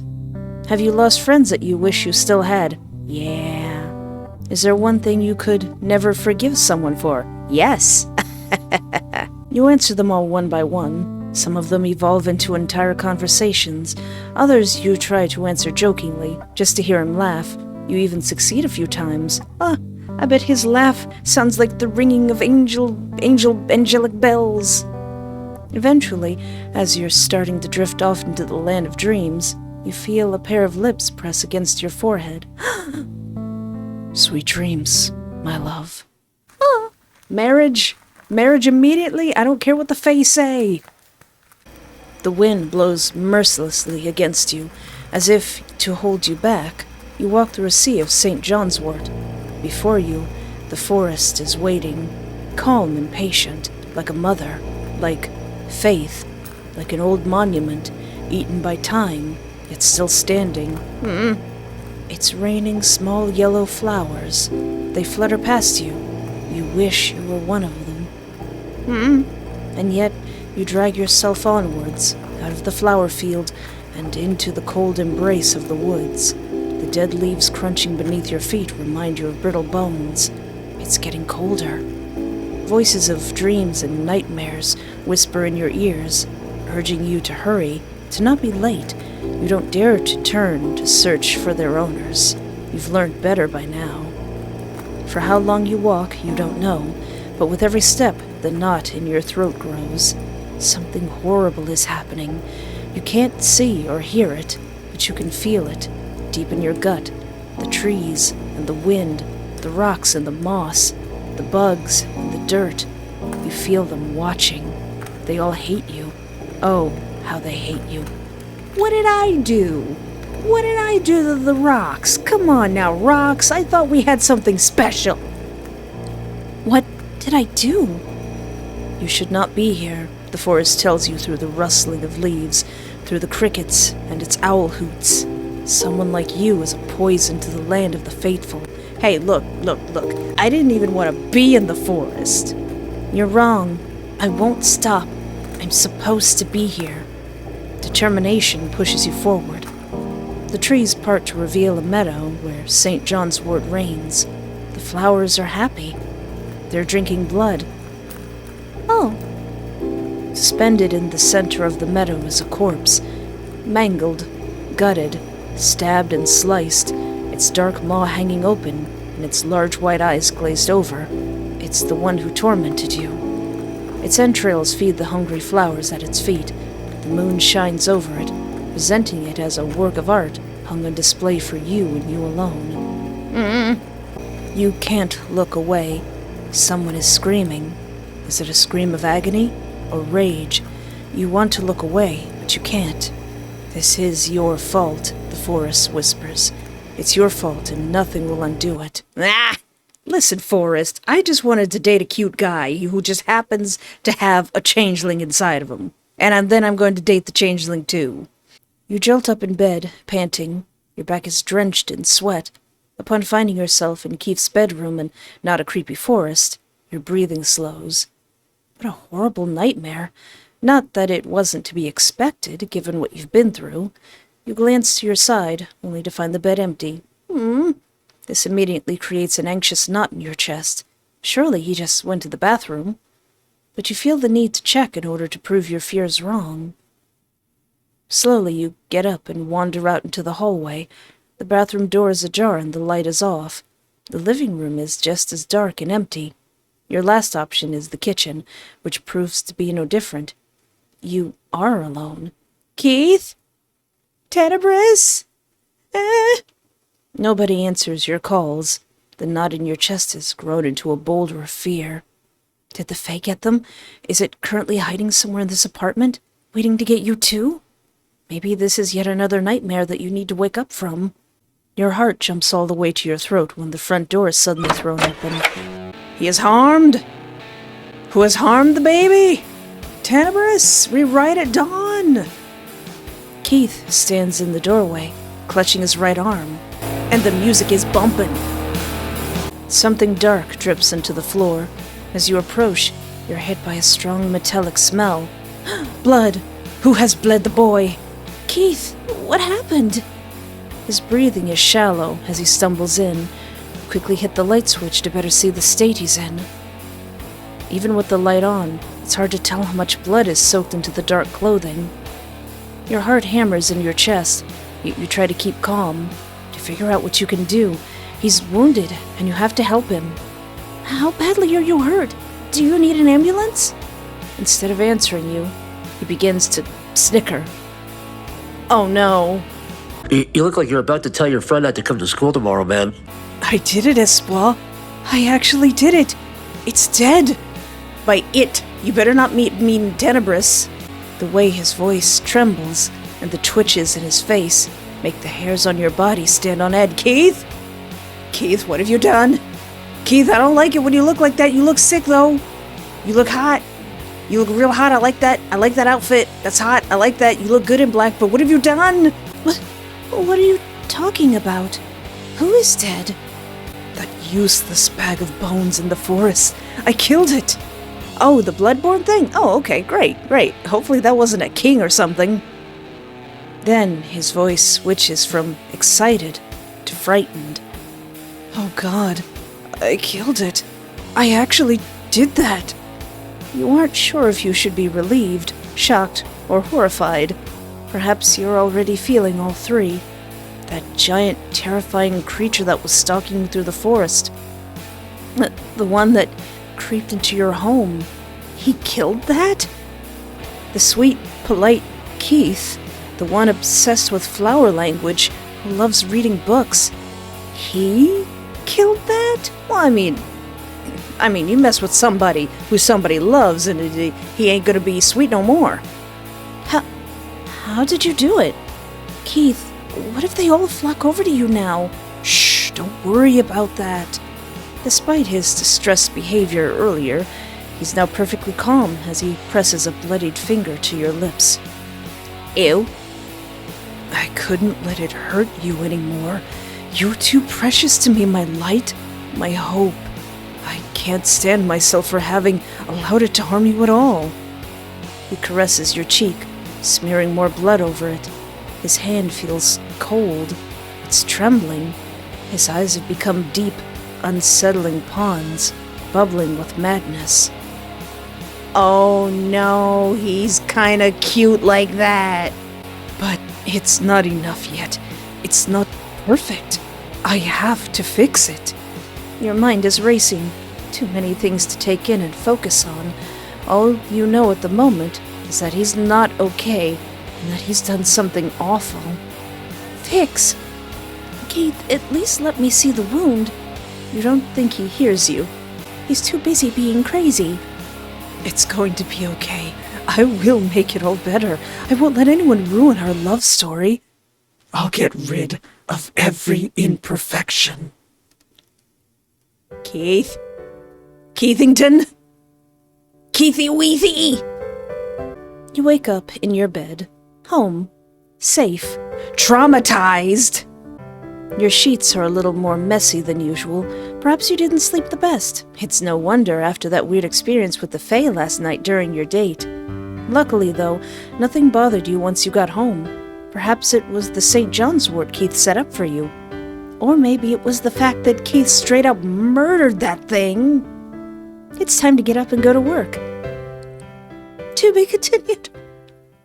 I am shook. I am shaken. I'm shanakened. Keith, what have you done, and what are the consequences and repercussions of what you have done? And how does Tenebris feel about this? Did Tenebris help you? Is Tenebris taking over? Or is this Keith's true form? Now, this video is probably already long enough, and my poor editor me in the future is going to have her work cut out for her. So, on the next video of this, I want to go through just all Tenebris, all day, all night Tenebris. But for now, Keith has gone psycho mode, and he's kind of cute. But if you would like to try this game for yourself, there is a link in the descriptions, and please do heed the warning as this game is also meant for adults. And if you would like to see my very first playthrough of this game, or any other really cool visual novels I've played, feel free to peruse my channel, and look about it, and look upon it. And maybe pick up a new fictional sweetheart or 2, or 7. And also don't forget to like, subscribe, or interact in any way that's comfortable for you, as that really helps out my channel and shows YouTube that other people should see my little channel. And that brings us closer to 100,000 subscribers. But anyway, thank you so much for hanging out with me. Take care of yourself, have a great night, and remember, there is always hope. And a special shout out to our Parterre YouTube channel member, Eve, Adam's wife. Thank you so much for the support.